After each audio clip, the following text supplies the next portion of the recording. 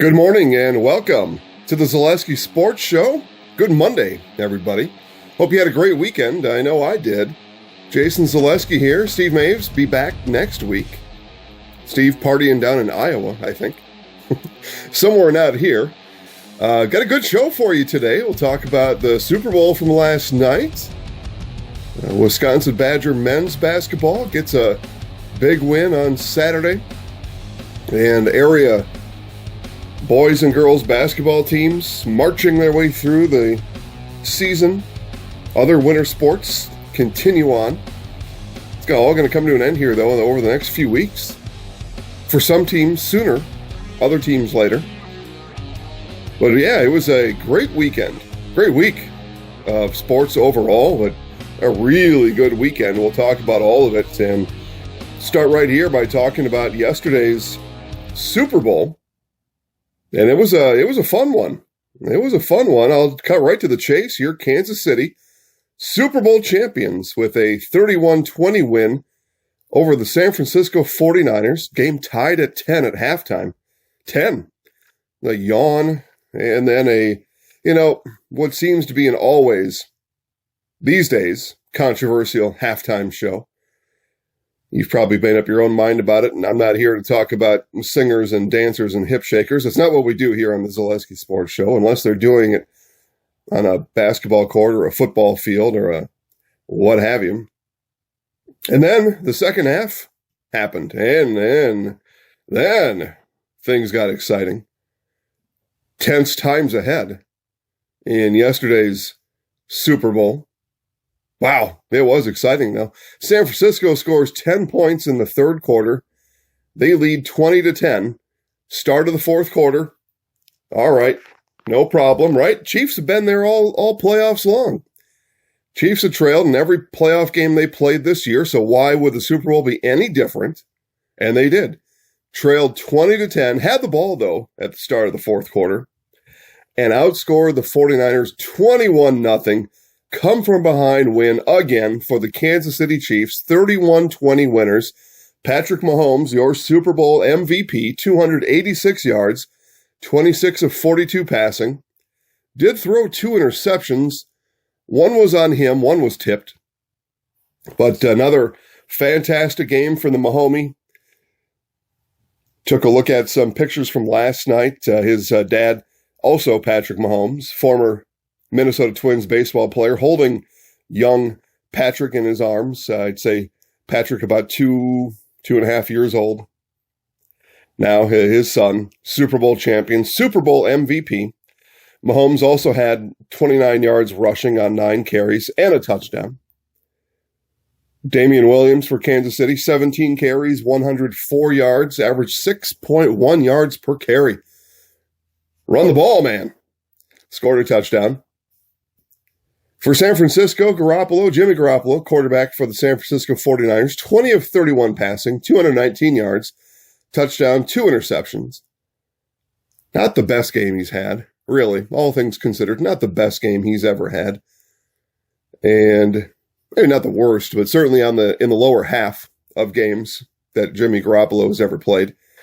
Problem, though, for the 49ers, at least if I'm going to tell you, a problem they had, and largely, likely, the Kansas City Chief defense game objective for them was to slow or stop the run of the 49ers. Let Garoppolo beat us.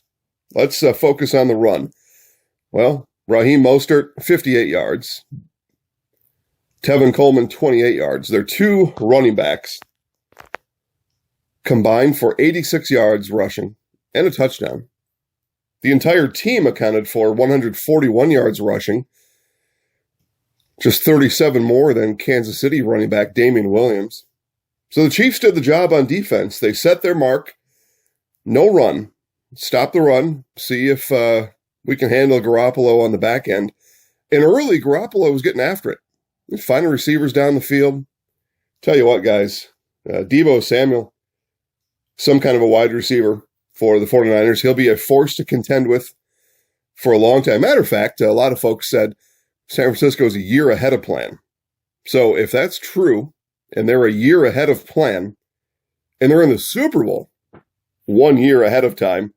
That spells trouble for the rest of the NFC, including the Green Bay Packers. And the Packers got to know the San Francisco 49ers during the season, played them twice. Once regular season, loss. Playoffs, loss. But Deebo Samuel, 5 catches, just 39 yards. He had a couple runs, though, 53 yards on the ground. Pretty impressive young wide receiver, Deebo Samuel. Otherwise, like I said, the 49ers were held in check, especially in that fourth quarter. Outscored 21-0. Kansas City Chiefs come from behind wins. Patrick Mahomes is Super Bowl MVP, Super Bowl champion. And it's a young, it was a group of Chiefs defensively that were put together over the last couple of years. And all right, so you got the Honey Badger, and he's got a name. I don't know. He's top 25% in defensive back rankings. You can find guys like him. You can find guys like him on the free agent market, but that's a name everybody knows. Or if you're an NFL fan, you know that name. But the rest of the group just kind of put together over the last couple of years. Damian Wilson, Anthony Hitchens, free agents a couple of years ago, came over from the Dallas Cowboys, joined that group. Reggie Ragland was a draft pick. Terrell Suggs had a couple sacks a couple tackles, my apologies, last night. Nothing special, not anymore. Rashad Breeland, played a solid game at defensive back. So the Chiefs have shown that on defense, anyway, if you can put together a solid group, don't have to have all-stars at every spot on the field. Matter of fact, not enough money to go around to have all-stars at every spot anyway. But if you can have solid guys who believe in you, who believe in themselves, who believe in each other, who believe in your game plan, they can go out and win the Super Bowl. And that's exactly what they did. And the reason I bring that up is NFL fans all over the place talk about, wow, we didn't sign anybody in the offseason. We stink. Well, who's anybody? Think about that. And when your team is out signing these free agents, as they will in about 5 weeks' time, 6 weeks perhaps, I have to take a look at the NFL calendar. We are in the offseason today. They'll start signing free agents here in another, say, 5 to 8 weeks, give or take. And before you complain about who your team signed, didn't sign, keep that in mind. That your front office, they're attempting to find people that fit, that believe in themselves, believe in each other, believe in the team, and believe in the plan. And the Chiefs found that group. They found that group. Now, of course, Chiefs were relying on offense. That was an offensive-built team. Tyreek Hill, Sammy Watkins, Travis Kelce, the Mahomie. Of course, all you know all those names. Damian Williams. My theory on running backs, maybe I'll save that for our free agent show coming up. But they're a dime a dozen in today's NFL. Plug and play. Kareem Hunt was in this plan. He decided to be a ridiculous human being, and the Chiefs had to let him go. But anyway, the Chiefs are Super Bowl champions, 31-20, as they take down the San Francisco 49ers. Quick side note about the Super Bowl, and hopefully you all are at work. And I hope you're at work listening to this show. As I'm about to talk about work time, work day, Monday after the Super Bowl, work productivity, it slumps big. I think everybody is understood of those chronicles and why that happens. Petition went around. These petitions, they're stupid. But anyway, the petition went around online. I mean, an online petition. Anybody can fill that thing out. Who cares? But anyway, if this thing goes around, and play the Super Bowl on Saturday. I don't know. I'm fine with it on Sunday. Good enough for me. I'm at work today, talking to you. Jason Zaleski here, Zaleski Sports Show. Good morning. Good Monday morning to everybody.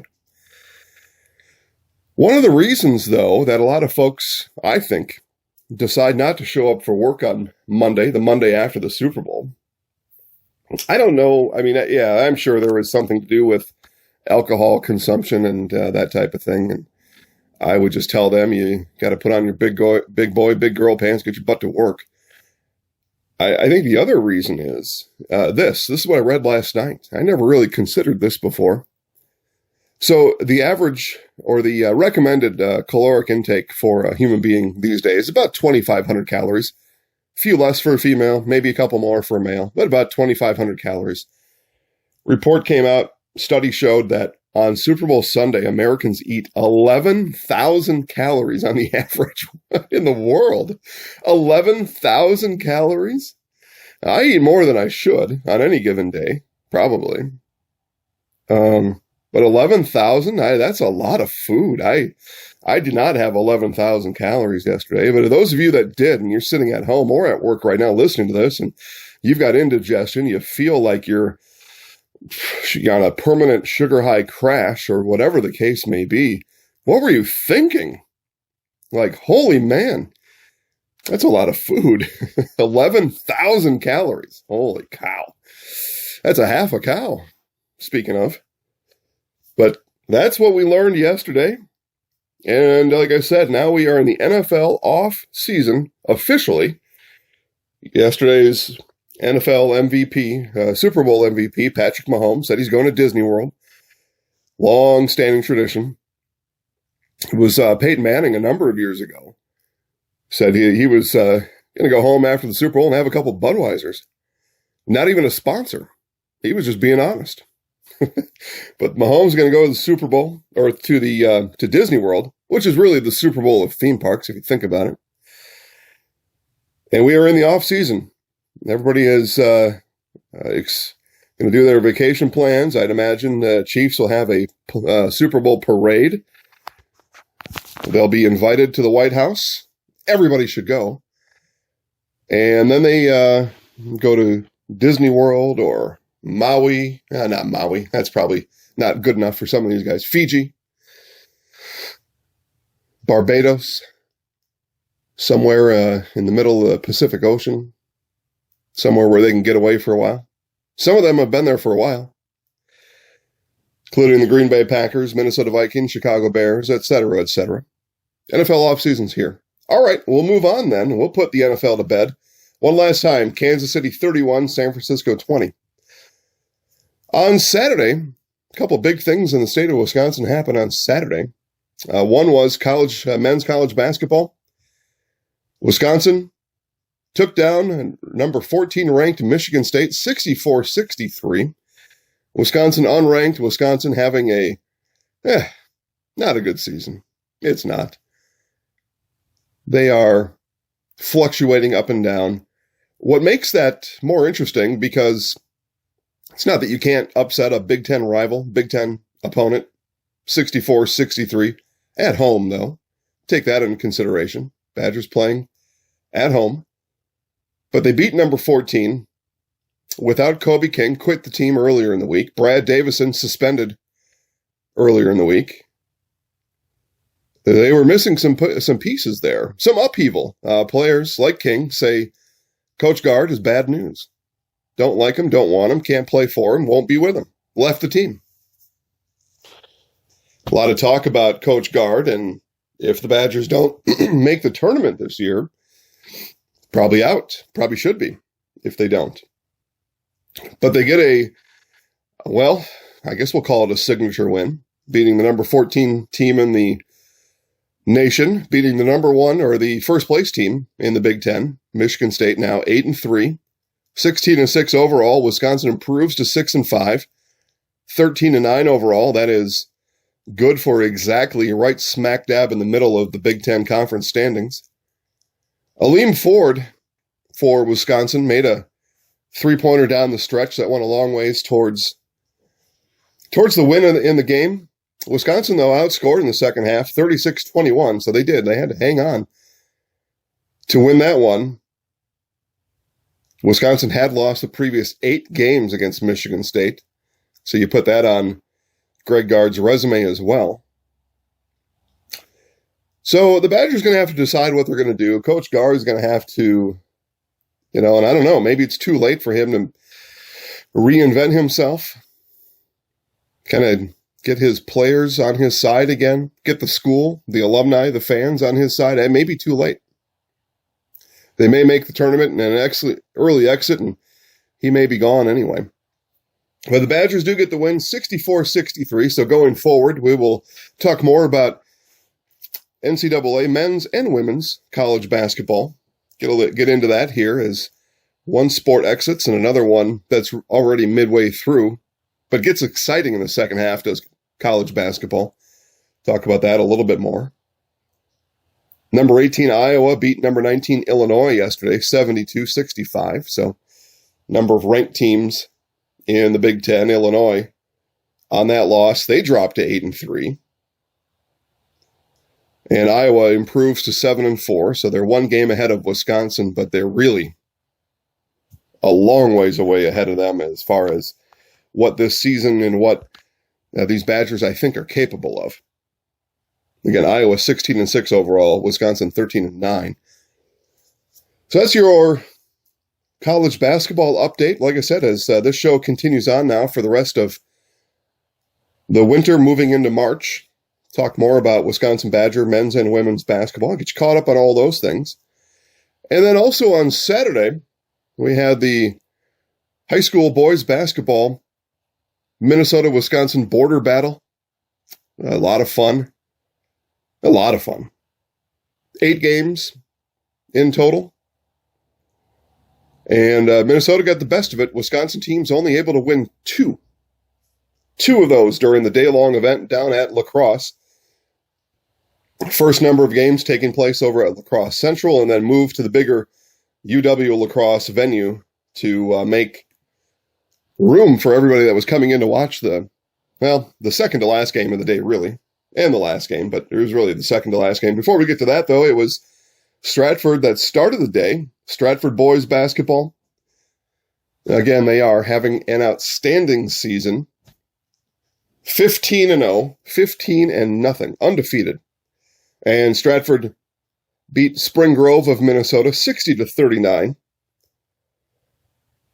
Led 30-26 at halftime, pulled away in the second half. Von Bright, 17 points. Ben Barton, 15 points. And Dawson Danon added 13 for Stratford.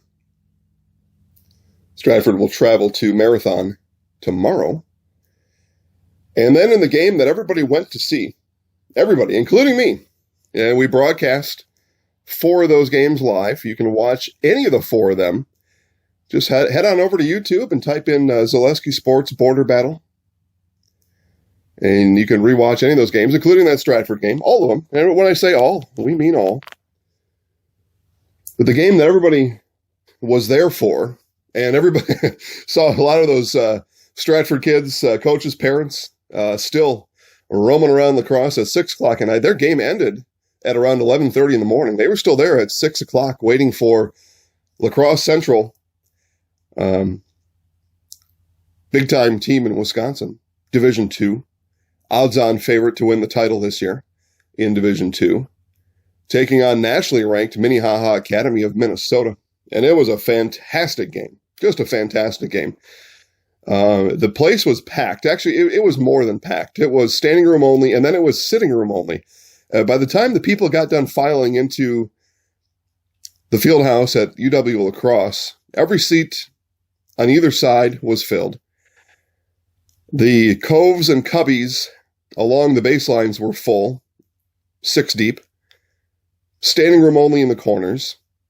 And then on the non-bench side, on the side away from the bench and the scorer's table, people were allowed to sit on the floor in between where the bleachers had descended to the floor. And then from that point forward to the out-of-bounds line, people were sitting about 6 deep. Amazing. I'll tell you, though, they were there because it's, there were 6, 7, 8 Division I college basketball players featured in that game. 4 future Division I basketball players, including 2, the Davis brothers from La Crosse Central. They'll play Division I basketball. Terrence Thompson will play Division I basketball. Probably one more from that team ends up going D1 somewhere. And probably a number of future NBA players. I counted 3. That was my count. I counted 3 future NBA players on that floor, and you'll probably see 2 of them in the NBA just 2 years from now. They'll be one and done in college and then move on to the NBA. Interviewed one of them after the game, and again, you can watch all that online. But Minnehaha Academy takes down La Crosse Central 73-64.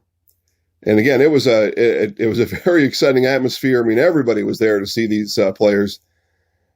Suggs from Minnehaha Academy, one of the top-ranked recruits in the entire nation. So our player of the game, brought him up for an interview, and it was just a throng of people following him with their cell phone cameras, asking for pictures, taking videos, taking pictures of me, for crying out loud. Like, I don't know what that was about, but just an exciting game. And it was a fun time, 73-64. Dan Ross and Paul Jaglinski on the call for all 4 games all day. Thanks again to Dan and Paul for coming down to La Crosse and having a great time. And again, nobody doing it like Zaleski Sports. I mean, not even close. And this is not bragging. It's just, I mean, we're just having a great time. And hard work pays off, given the opportunities to be at these events. And we're just so happy to get the invites to come down, be the official broadcast partner of the Border Battle in 2020. Look forward to future events. Thanks to Wiz Sports' Mark Miller for hosting us while we were there. It was fun. So that was that. All right, let's go back to boys basketball here locally. And it was, let's see here. Let's start with in Pittsville. This was during the week last week. Matt Kistner scored 41 points. On Tuesday night, Pittsville beat Spencer 68-50 in the game. Matt Kistner scored his 1,000th career point. Congratulations to Mr. Kistner on a great high school career so far. More work to be done for the Pittsville Panthers. Also in boys basketball last week, it was Columbus. And make sure we got the right schedules here. Yep, there we are. Columbus Catholic boys basketball with a loss at home to Spencer. Spencer Rockets over Columbus, 71-66. Boys basketball from the Wisconsin Valley. Stevens Point, Spash over Wisconsin Rapids, 77-65. Whoop, hold the phone. Let's back that one up just a little bit. How about this? On Thursday, boys basketball, Marshfield over Merrill, 58-45, first place Marshfield Tigers. And then on Friday, in Wisconsin Valley boys basketball, DC Everest 79, Wausau West 65, and Spash 79, and Wisconsin Rapids 56. It was a boys-girls doubleheader over at Spash on Friday, and then the Spash Panther girls took down Wisconsin Rapids 77-65. Other girls scores from Friday, Marshfield over Merrill, 71-61, the first place Marshfield Tigers.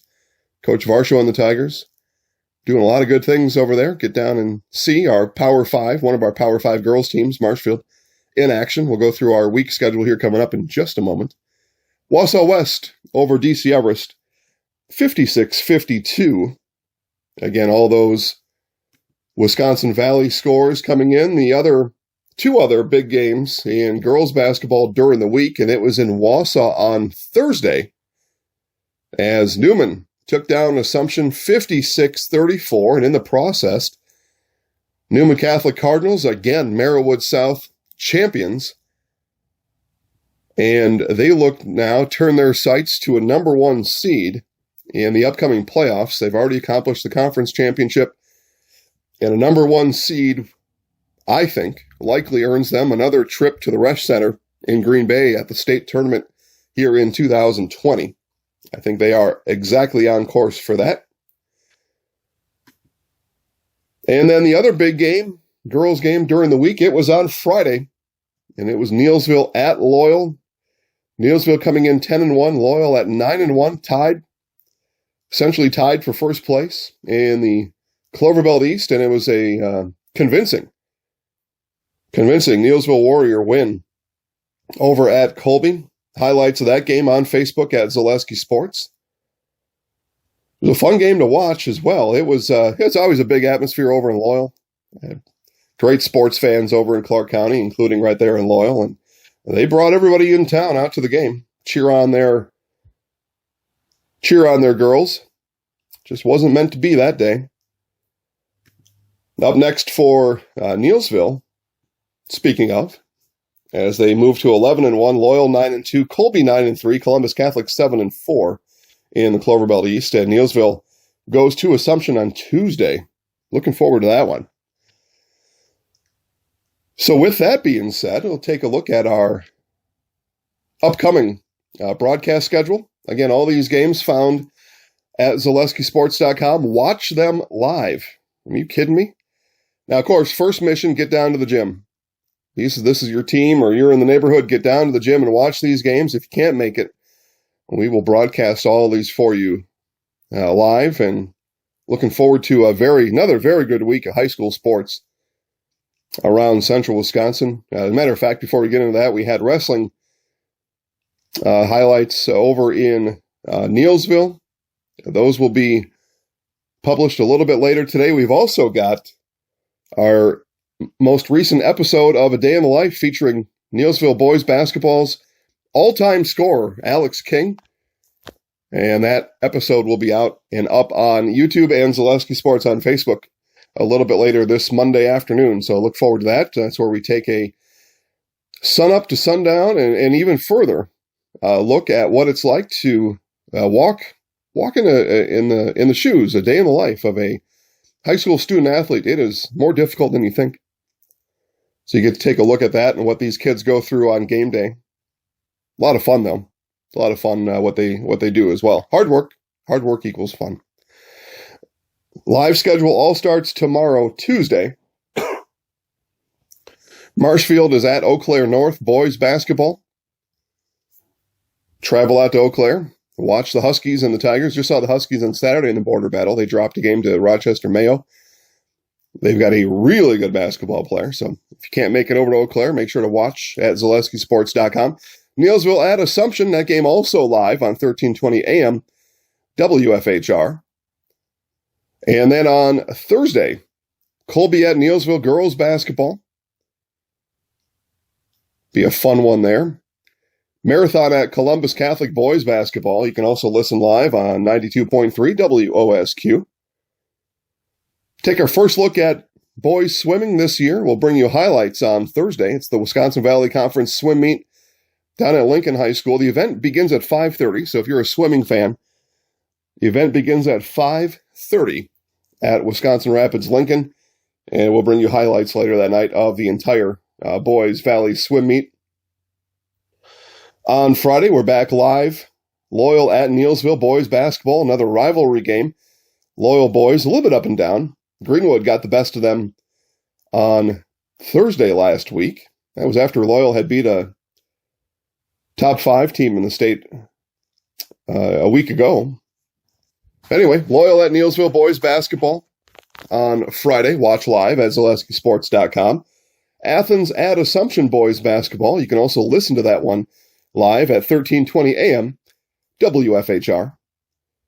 And then we'll wrap up the week by bringing you highlights on Saturday. It's UW Stevens Point Pointer men's basketball at UW Eau Claire. Big game there in the WIAC Conference. All year long, all season long, bringing you UW Stevens Point Pointer highlights exclusively over on Facebook at Zaleski Sports Wisconsin, brought to you compliments of the Marshfield Clinic. So that's it. Big week this week. A lot of good games. A lot to be decided yet. Again, we're in February now, and now things turn towards playoffs. You heard me mention Newman Catholic, already girls basketball looking towards the playoffs. Could be the Neillsville Warriors in girls basketball, probably on their way to a top seed after that win over Loyal. Inside track now to the Clover Belt East title. Neillsville Warriors, boys basketball, also inside track. Marshfield, boys and girls, senior high boys and girls basketball teams in first place now. A lot of teams hot on their heels, so a lot to be decided yet. It's going to be fun. Make sure to stay tuned right here at Zaleski Sports. That'll do it for this week, guys. Have a great week, everybody. Thanks for listening, and go sports.